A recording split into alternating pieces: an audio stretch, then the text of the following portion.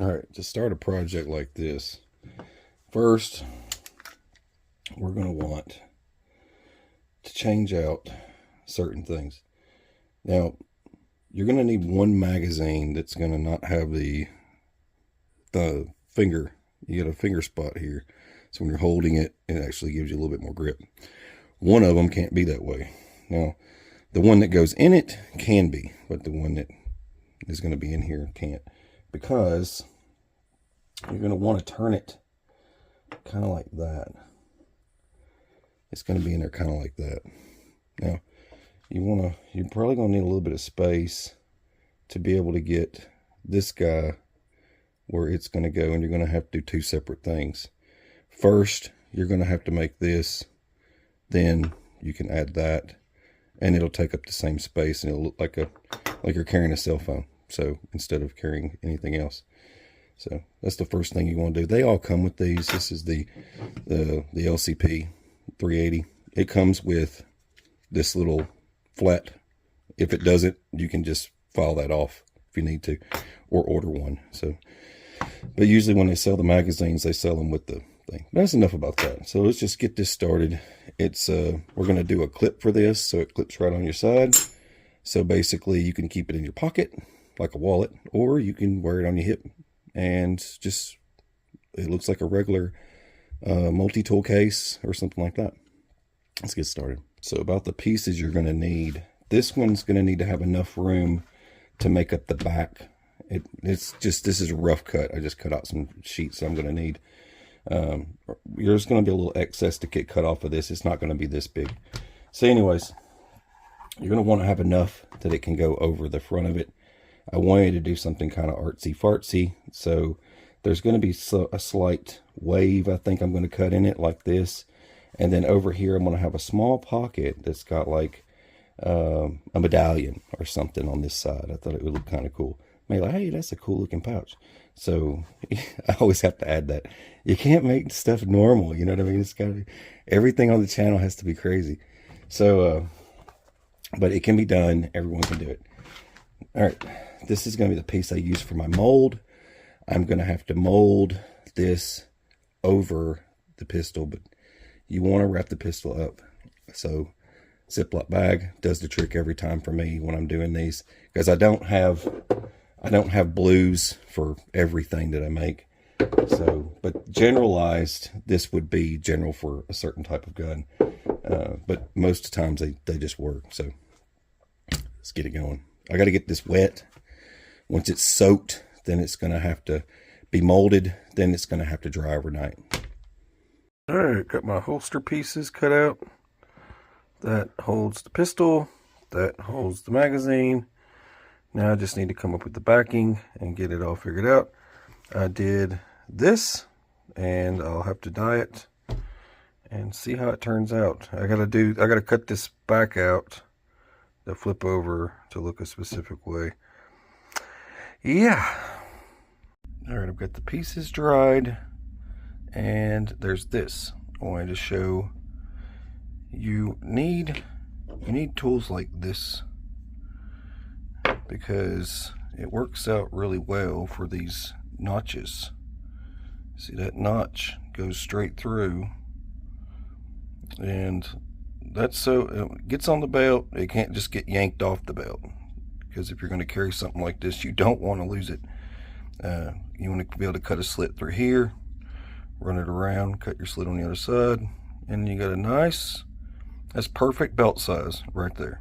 And then you just figure out your placement where you want to put it. I put a hole here to indicate that I was going there, because I was going to use one of my typical clips, but I don't like this because it's got that arch, and these arches here, these are good for if you're making a concealed carry holster.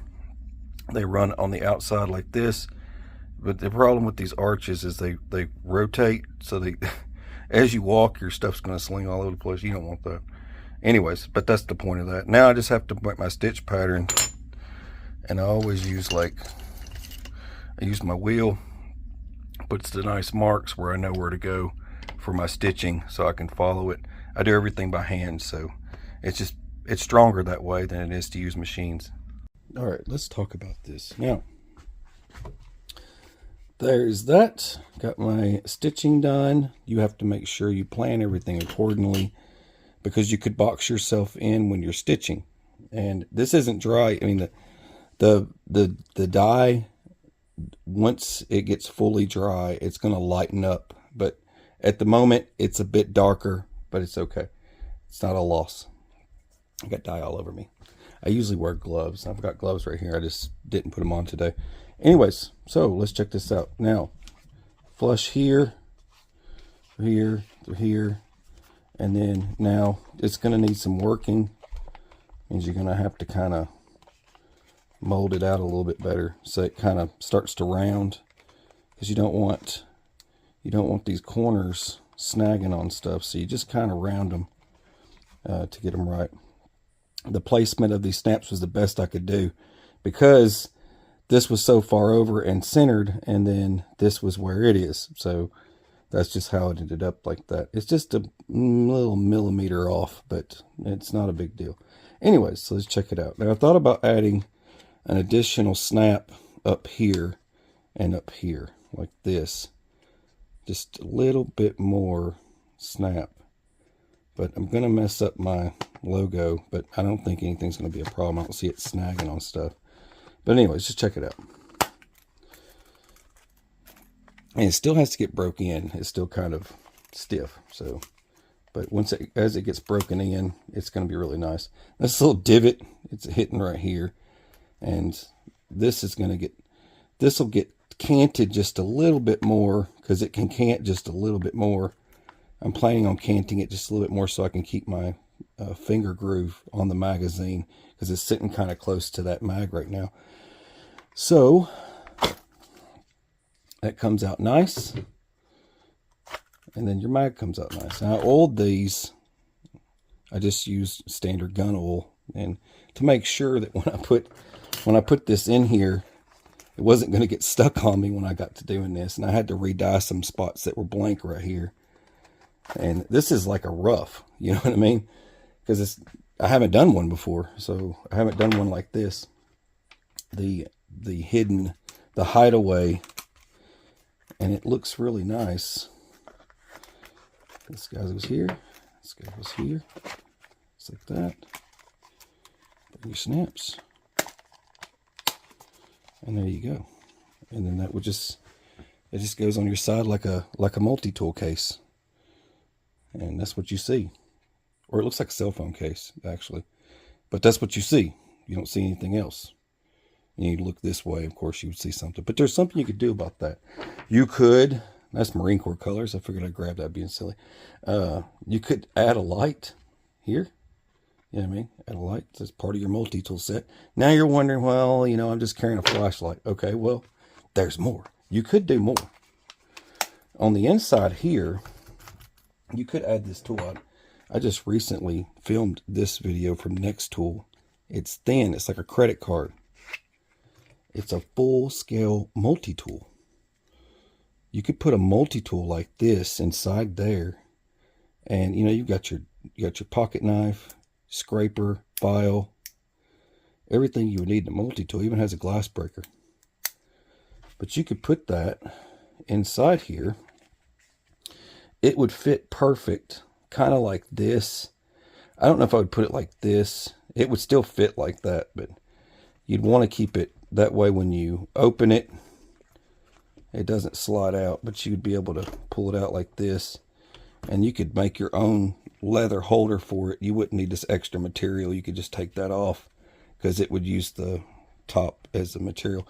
So anyways, you could put it in there, and then nobody would know that you've got multi-tool as well. Anyways, that's just a what-if scenario. So I was going to throw it in there, but I don't need to carry that much stuff. I've already got a multi-tool carrier. That's neat, right? You guys have to tell me what you think of that. That's pretty cool. I got to sheen this. Everybody asks me what I use. I just use, I use the real dye. I use real alcohol-based dyes. This is the tough stuff. It doesn't come off. I don't use that other stuff. Then you've got sheen. This is just leather sheen. Be careful how much you use because it can harden the leather. You don't want it super hard like a rock, so you don't want to use a lot of this stuff. It's just to give it a shine. That's it. That's all you want to do. But it will harden up your leather if you want it stiff as a rock. It'll become like Kydex if you mess around and use too much of it. Anyway, but that's that. Now I've just got to get this thing putting the snaps in. Just same standard routine. I just put something metal underneath there, just pop them down, and move on with my life. Anyway, I've got another mag coming for this. It only has one at the moment. This was my Christmas present, and I wanted to do something silly with it as soon as I got it. And but yeah, it comes with this, but I wanted something else. But I'm probably gonna be doing a pocket holster for it or something like that. But yeah, this is the kind of stuff I start doing as soon as I get something new. Start making weird leather projects for it. All right, I better sheen this up and see how it looks.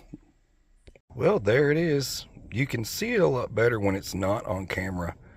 It tends to look a lot better.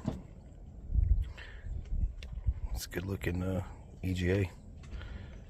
That turned out really good. It's flat. Nice and flat. I still got that, that dye on my hands. It's like orange.